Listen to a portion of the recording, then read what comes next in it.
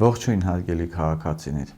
Այսօր մենք խոսելու ենք կիբերհանցագործությունների, բանկերում տեղի ունեցած ստեղծարարությունների, ներդրումային խարդախությունների եւ պետական համակարգերի մասին։ Մեր յուրաքանչյուր թողարկման ընթացքում անդրադառնալու ենք քաղաքացիների իրավունքների պաշտպանությանը, խոսելու ենք խնդիրների մասին, որոնք մնացել են ծածկված եւ փակ դռների հետևում, ինչի պատճառով բազմաթիվ քաղաքացիների իրավունքներ են խախտվել։ Այսօրվա մեր վերնագիրն է խարդախություններ եւ պետական թերի համակարգեր։ Այսպիսով ես մի օրինակ կուզեի բերել եւ խոսել այդ օրինակի մասին եւ ընդհանրապես մեր զրույցը կազմել հենց այդ օրինակի շուրջ։ Գործը վերցրել ենք Datalex համակարգից, քրեական գործ համար ԵԴ 00501 22 եւ երկրորդ քրեական գործը ԵԴ 11 24 01 22 Այստեղ ուրեմն բանկերում տեղի ունեցած ստեղծարարությունների մասին է այս գործը, որտեղ եղել է 41 դրվագով խարդախություն եւ արդյունքում 25 միլիոն դրամ եւ ավելի վարկ են վերցրել քաղաքացիների անունից օգտագործելով համակարգչային տեխնոլոգիաները։ Հետևաբար սա կիբերհանցագործություն է եւ փաստորեն կայացվել է դատարանի կողմից մի այնպիսի խափանման միջոց, մի այնպիսի կալանքի ձև, որ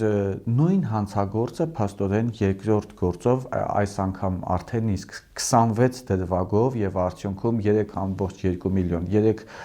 միլիոն 200,000 դրամ նորից 26 տարբեր քաղաքացիների անունով վարկեր է վերցրել։ Այո, փաստորեն սա կիբերհանցագործություն է եւ զեղծարարություն Datalex համակարգում չկա դեռևս դրված վերջնական դատական վճիռ, բայց հարցը մնում է եւ ամենակարևորը նա է, որ քաղաքացու իրավունքը մնում է խախտված եւ այդ գումարները քաղաքացիների համար դեռևս անհասանելի են եւ ֆինանսական բեռը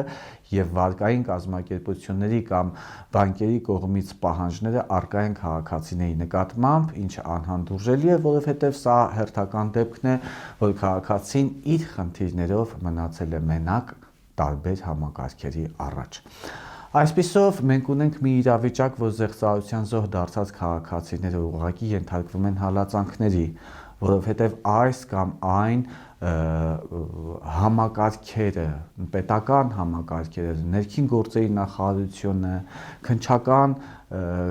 կոմիտեն կամ ընդհանրապես տարբեր քաղաքացիներ մեղադրականով են մոտենում այս քաղաքացիներին ասելով, որ ինչու եք հավատացել, ոնց խաբնվեցիք կամ որտեղ է ձեր գլուխը։ Սա նման է մի իրավիճակի, երբ որ թալանի ենթարկեն ձեր բնակարանը եւ նույն մարմինները կամ հասարակությունը ձեզ շարունակաբար հալածի ասելով, որ ինչու տան դուռը փակ չէիք պահել, կամ գրպանահատը, երբ որ գողանա ձեր գրպանի դրամապանակը, կարող են ձեզ մեղադրել ասելով, որ ինչու ուշադիր չէիք գտնվել։ Այսինքն ինչ ունենք իրավիճակ, որ բոլոր տեսակի գողություններն ու զեղծարարությունները այլևս դատապարտելի չեն, իսկ դատապարտելի են քաղաքացիները, որոնք մնացել են մենակ իրենց ֆինանսական խնդիրներով եւ պետք է այս ամեն ինչին ավելացնենք մի բան, որը շատ կարեւոր է։ Ֆինանսական տույժերի ենթարկված քաղաքացիներին, հանցագործությունների զոհ դարձած քաղաքացիներին մեղադրանք ներկայացնելը, սա անուղղակի պաշտպանություն է հանցագործությանը, ինչը ուղղակի անթույլատրելի է եւ հանցավորության շարունակություն։ Հարգելի քաղաքացիներ, նաեւ պետական համակարգեր, սրանք նոր հանցատեսակ են եւ այս մասով մենք պետքա ամբողջ հասարակությանը պատրաստենք եւ ինքներս բոլորս պետքա պատրաստ լինենք, օրենքները պետքա համալրենք նոր ենթաօրենսդրական կետերով, կառավարությունը նոր որոշումներ պետքա կայացնի, որպեսզի այս հանցագործությունները կանխենք Հայաստանի Հանրապետությունում, որովհետև սա նոր մարտահրավեր է։ Այսպիսով, հարգելի քաղաքացիներ, եթե դուք դարձել եք զեղծարարության զոհ, կարող եք գրել ձեր դեպքը մեկնաբանություններում, սակայն պետք է ավելացնեմ, որ յուրաքանչյուր գրառում, յուրաքանչյուր պահանջ, յուրաքանչյուր խոսք, որ դուք բարձրաձայնում եք, այդ պահին խոսում եք արդարության մասին եւ այդ պահին սկսվում է արդարությունը։ Հարգելի քաղաքացիներ, յուրաքանչյուր զեղծարարության զոհ, յուրաքանչյուր ֆինանսական վնասներ կրած քաղաքացի, երբ մոտենում է պետական մարմիններին, հանդիպում է դիմադրության եւ հասարակության կողմից, հասարակության այն շերտերի կողմից, ովքեր դեռևս չեն հանդիպել նման զեղծարարությունների եւ չեն դարձել զեղծարարության զոհ, հեշտությամբ կարողանում են կաշկանդել եւ մեղադրել այս քաղաքացիներին, իսկ քաղաքացին եւս մի անգամ հանդիպում է դիմադրության եւ լսում է մեղադրանքներ պետական այս կամ այն մարմինների կողմից եւ ընդհանրապես պետքա մենք խոսանք նաեւ դատարաններից, որտեղ եթե դատարաններում վճիռներ են կայացվում, արդյոք այդ վճիռների արդյունքում վերականգնվում է քաղաքացիների իրավունքը։ Հեռու մնանք ձևականություններից, խոսենք իրականությունից։ Քաղաքացիների իրավունքները վերականգնված չեն։